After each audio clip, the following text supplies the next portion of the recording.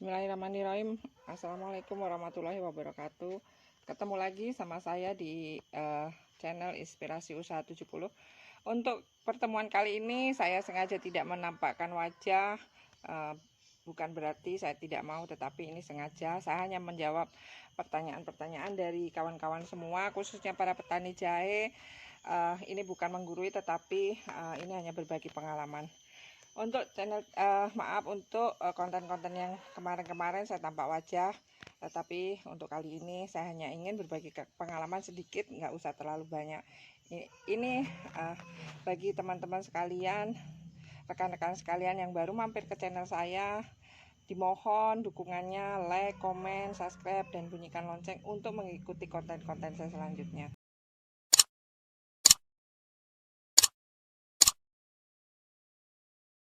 Baiklah rekan-rekan sekalian pencinta YouTube, khususnya para petani jahe dimanapun Anda berada, ini adalah penyakit jahe yang menjadi momok buat kita para petani jahe. Ini seperti ini adalah penyakit jahe yang sampai saat ini belum ada obatnya, dan ini susah ditanggulangi. Mati secara berlahan kalau kita cabut. Ini adalah busuk rimpang. Para petani jahe dimanapun Anda berada, penyakit ini belum bisa diatasi, tetapi untuk pencegahannya dari awal kita harus sudah mempersiapkan agar jahe-jahe kita tidak terserang penyakit seperti ini. Penyakit seperti ini kalau kita tanam di polybag masih aman, tapi kalau kita tanam di lahan ini akan menular atau menjalar ke tanaman yang lain. Baiklah rekan-rekan sekalian, bagaimana caranya agar jahe-jahe kita itu sehat? Dari penanaman kita harus perhatikan.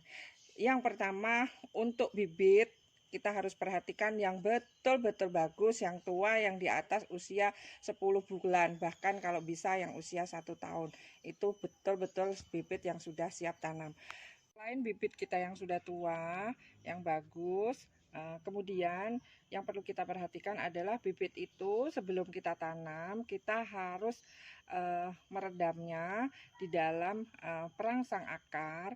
Perangsang akar ini banyak sekali mereknya, terserah, buat sendiri juga bisa dari bawang merah.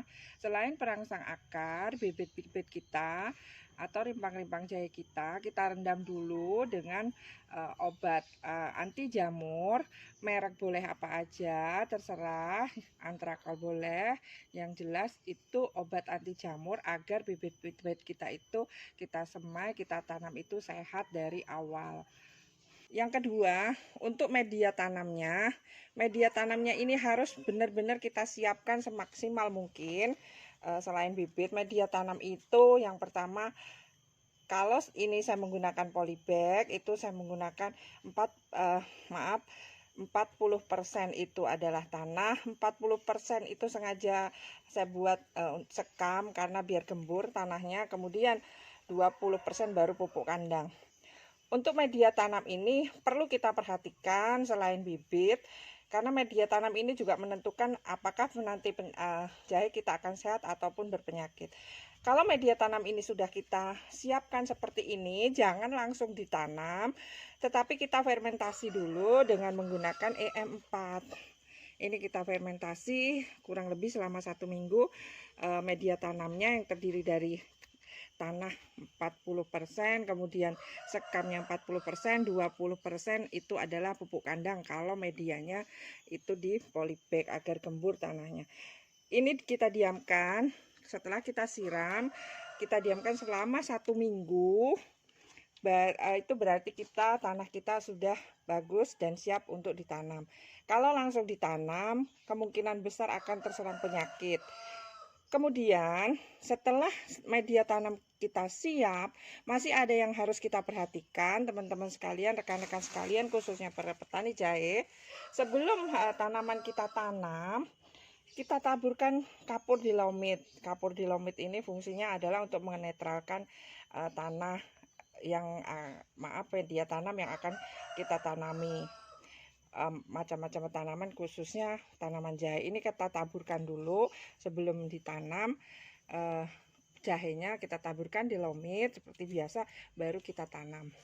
Karena ini yang sudah berpenyakit, ini dari awal itu ada yang salah. Kalau tidak dari bibitnya, kemungkinan ini dari media tanamnya yang tidak benar. Ini sampai sekarang masih jadi momok. Penyakit ini jadi momok khususnya para petani jahe. Ini adalah tanaman jahe saya yang sehat, yang seperti ini juga yang sehat. Mudah-mudahan para petani jahe dimanapun Anda berada, kalau dari awal itu memang bibitnya sehat, media tanamnya pas, tepat, mudah-mudahan jahe-jahe kita tidak terserang penyakit. Baiklah rekan-rekan sekalian, kalau ini jahe saya memang sudah menguning seperti ini, tetapi ini bukan terserang penyakit. Ini jahe saya yang usianya sudah di atas 10 bulan dan ini siap panen.